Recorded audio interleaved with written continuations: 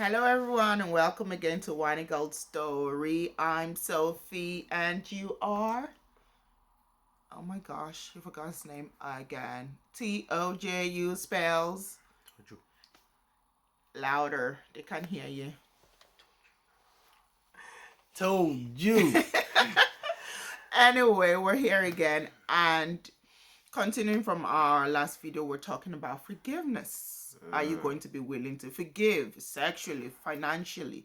Now we're going to go to emotionally because that's where I find most women are. So, what is emotional cheating? Emotional cheating is when you're telling all your feelings and everything to someone else instead of your spouse. But I've come to realize that most women feel that the spouses don't understand them. So they feel, okay, I have a girlfriend that I can talk to, or there's this guy I can talk to. And most of the time, when you start talking to someone else, you feel more drawn to that person emotionally than to your spouse. And that's when your spouse begins to say, we're not connecting. So, when you're not connecting, you have to have that sync. Yes. So once you begin to have that, I'm not connecting, I'm not feeling you, I think that's the word. That means you're finding somewhere else to put all your feelings into. And sometimes I find that when we tell our spouse something, they do judge. And you might not be in the mode that I just don't want judgment, and you might want to go off to someone. But I realize that the more you keep talking to that person, the more you start developing feelings for that person, and things begin to, and then you realize, build up. Maybe this is not so right, and it's really hard for you to disconnect from that person. But you have to find what works for you. So if you find out that your spouse is, emotionally all up in someone else's business, or giving their emotional business to someone else, would you forgive them? Would I forgive you?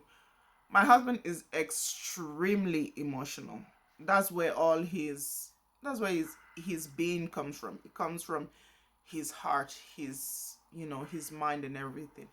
If he's not connecting to me emotionally, well, will I forgive? Yes, I would forgive.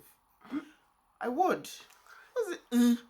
Yes, I would forgive, but he cannot be friends with that person. Why? Because he doesn't know how. He doesn't like to, just cut off from people. He doesn't know how to, just chop that thing off. He's not that kind of person. Okay. He likes to. Don't chop my thing off. No, not like that. I'm not talking about chop your thing off. I'm talking about he doesn't like to leave people with a bad memory of him. And I've come to realize in life, people will have their own opinion about you, but he just tries his best to, keep it going, keep relationships. So I realize I have to be on top of my game, and he is always want to, and this happened and that happened and this one, and sometimes I just want some, peace and quiet. But I've realized, do you know what? Let him talk. Let him have his own little space and little thing. I may not have anything to say, but just me listening to him, it helps us connect. It does, doesn't it? So, if you found out that I was emotionally involved with somebody else, what are you gonna do? I won't. Just like we were saying. Yeah. This is more like us, right? Yeah. Okay. For me, because of the kind of person she is, she's not one who wants to talk too much. I happen to be the one that talks a lot. So when it now happens that she's now more connected, maybe talking emotionally, has to do with emotions, or talking some deep things with someone else, I would worry. I would worry in the sense that have I been living a lie, or you know what I mean? I get you. Because I'm one who wants to talk about everything, who wants to. You're always trying to connect. You know what I mean? Definitely. So when she's now more connected with someone else, it gives me a worry that, okay, probably there's something, again, not right. Yeah. And like we know, emotions are connected to your sexual stuff. Okay. Yeah. Now, maybe I need to go back to the sex and all that stuff. Mm. A man or an ideal man might have sex and not be connected. Emotionally connected, okay. But for a woman to have Most women, yes, yeah. most women are first emotionally connected before they get sexually connected Yeah. with another person. So because of that, a lot of men tend to take it to heart when a woman becomes connected with another With person. someone else. Yeah, I get what you mean. They take it a lot deeper because for a woman to be connected, there must be something fishy. Yeah, there must be a loophole. Yeah, there must be something that you're not doing right. Or it's also very possible, let's not get it wrong here, for a woman to be connected with her husband and still be connected with someone else. Yes, it's very possible. That's true. That's true. Because there are many sides to a coin. Yes, you have to find you your could be own. you could be connected with me on one side of the coin that you are. Yeah. I'm not saying people are schizophrenic. I think it's more like a Rubik's cube. It's not even a coin anymore because there are different faces and different sides. So people you work with, people you relate with. If you go to church, if you go to the mosque, whatever it is, there are different people that you relate with at different times, and you can meet anybody at any time. So that's why it's a bit challenging to just cut the person off or to say I wouldn't forgive.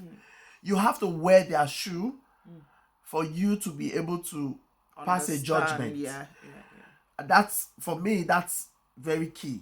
Like I don't want to say I have dual personalities or I have multiple me. Yes, because you're not one person. You're spirit, soul, and body. Exactly. So I can cope with all sorts. And I can connect with people at different levels. That's it. So the level of connection, if I take it beyond, maybe I meet somebody at a business meeting.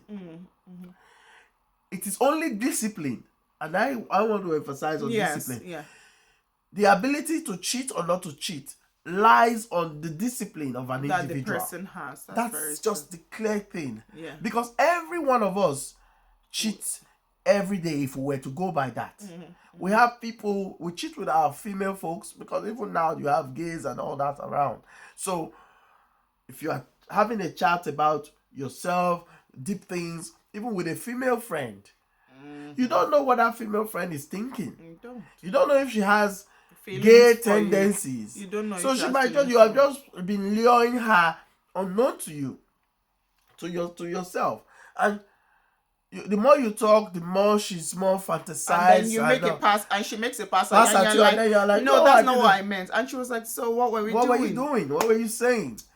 So it's a bit complex, but like I said, it is self-discipline that puts that line of symmetry, that imaginary line, to what you mean and what you are insinuating. So for me, emphasis on discipline is what matters. Discipline is what helps you not to cheat. Well, I realize that for a lot of people, couples, a lot of them don't resolve their issues. So we had a fight. So let's take for example, I wanted to go somewhere and you said maybe something came up, I couldn't go, and I was feeling somewhere about it, and maybe I wanted to talk to you about it, you were not available, and maybe we had a fight about it. So that day goes, then another thing happens, then another thing.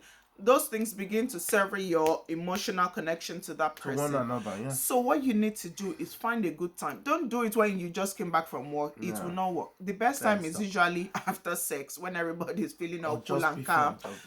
If you do it just before, they will say anything to do anything. No, don't do it just, or maybe you just had a dinner, you just watching movie, something. When the atmosphere is calm, there's no bias, there's no you know the feeling.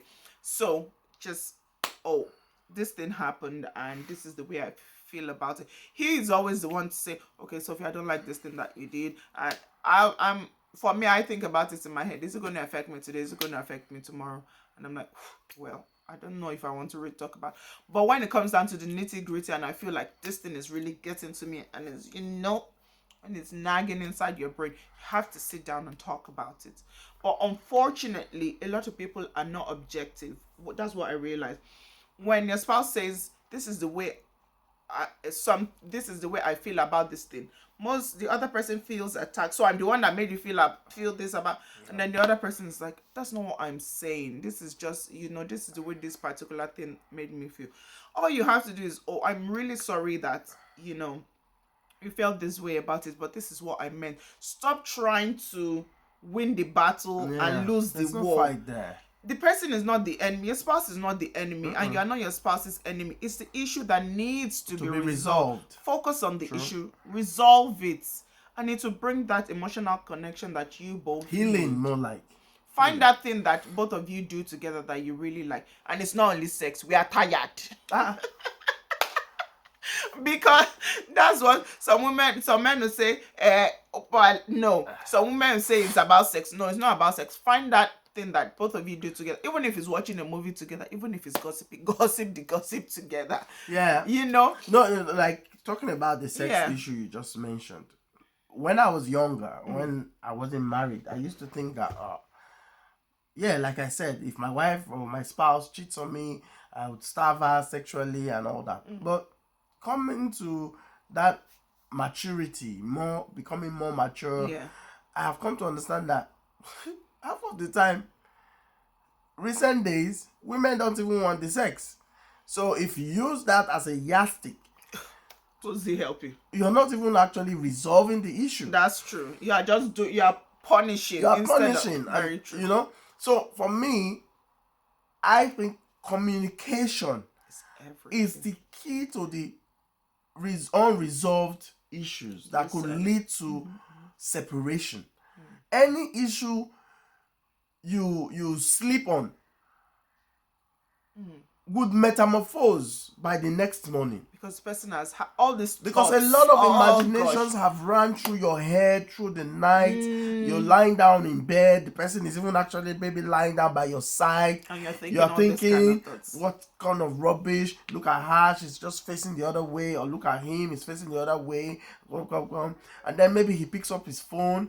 You're also thinking there's another girl or there's another boy who's texting him. True. All sorts of things begin to come as imaginations. And then by the next morning, because of the way you went to bed, you might not even have the nerve or the feeling to even say hello to each other. That's the problem. And then you get up, you go to work, or you go to your various places of endeavor.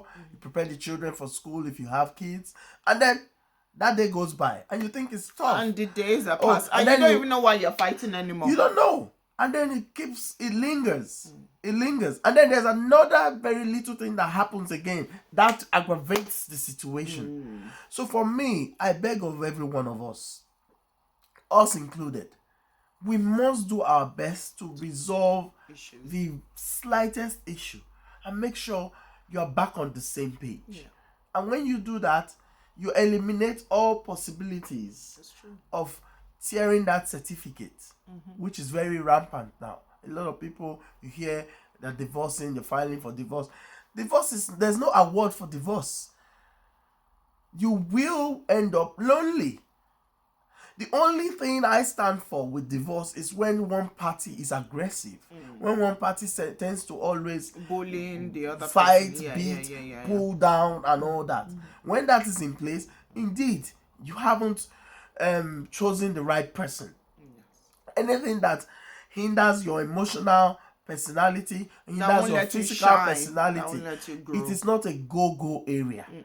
So whatever you need to do to pull that relationship aside, you will have to do. Yes. But if it is about little things that can be solved, I admonish you, I beg of you, do your best to talk it out. And make sure you work on your relationship. And work on yourself. Each person should work on each other, and then work on how you relate with yourself. Like we said, your spouse is not the enemy. Of course. Your spouse is not the enemy. The problem is what needs to be resolved. Yeah.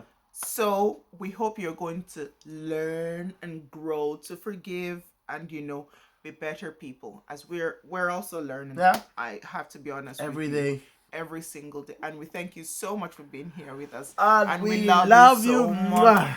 Thank you. Take care. Bye.